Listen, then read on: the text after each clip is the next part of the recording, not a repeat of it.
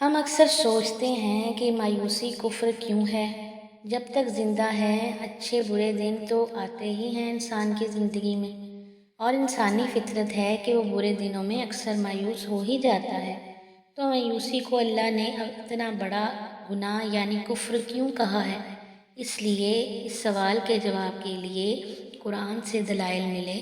قرآن اپنی ایک ایک آیت میں اللہ پاک کے قادر ہونے کی، غالب اور حاکم ہونے کی بار بار دلیلیں دیتا ہے۔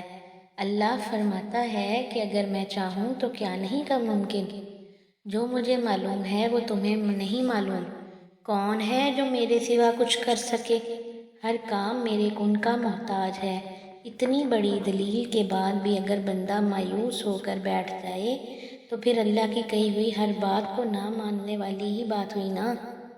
اللہ اپنے وعدے کے خلاف نہیں کرتا، یہ قرآن کہتا ہے۔ تو پھر ہم اللہ کی کہی ہوئی بات کو نہ مان کر کفر ہی تو کر رہے ہوتے ہیں۔ اس لیے اللہ نے مایوسی کو کفر قرار دیا ہے۔ کبھی کبھی اللہ تاخیر اس لیے بھی کرتا ہے کیونکہ وہ چاہتا ہے کہ اس کا بندہ اسے کچھ بتائے۔ سب کچھ معلوم ہونے کے باوجود بھی وہ اپنے بندے کو سننا چاہتا ہے، صرف اور صرف اس لیے کہ بندے اور خالق کے درمیان تعلق مضبوط ہو سکے۔ اگر پریشانی پھر سے بڑھ گئی ہے تو ذرا آسمان کی طرف دیکھو، وہ رب جو ہر شے کا مالک ہے، تمہیں یقین ہے نا کہ وہ وعدے کا پکا ہے؟ تو کیا تم بھول گئے ہو کہ وہ قرآن میں کہتا ہے کہ میں اپنے بندے کے لیے بڑا ہی شفیق ہوں؟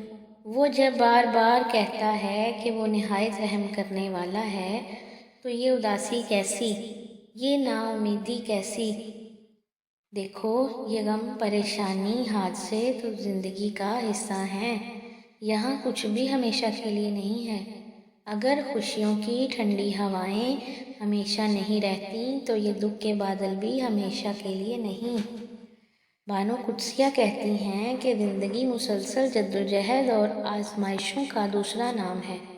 ایک مشکل سے دوسری مشکل کے درمیان جو تھوڑا سا وقت ہمیں سکون، خوشی کا ملتا ہے نا، وہ دراصل پریشانیوں سے سانس لینے کا وقت ہوتا ہے کہ بندہ خدا تھوڑا سا دم بھر لے، پھر اپنی جدوجہد شروع کر دے۔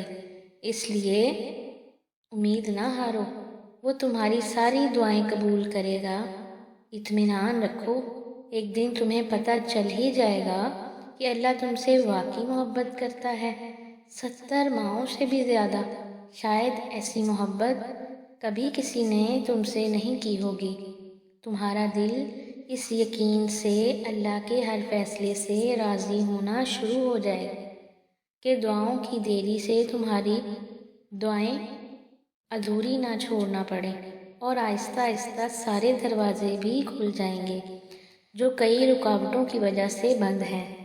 وہ سب کام بآسانی شروع ہو جائیں گے جس کا تم نے کبھی گمان نہ کیا ہوگا۔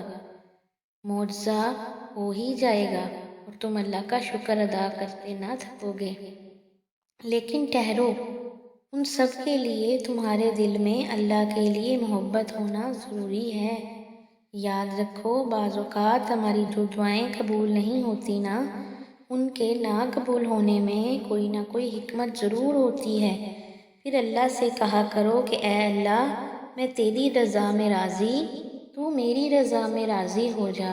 پھر اللہ اپنے فرشتوں کو گواہ بنا کر کہتا ہے کہ میرا یہ بندہ مجھ پر کس قدر توکل کرتا ہے کہ اپنی من چاہی دعا کو بھی میری رضا کے لیے قربان کر رہا ہے۔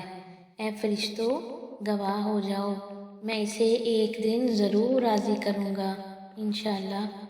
میری دعا ہے کہ اللہ تعالیٰ آپ سب کی تمام دعائیں قبول فرمائے اور اللہ آپ سب سے راضی ہو۔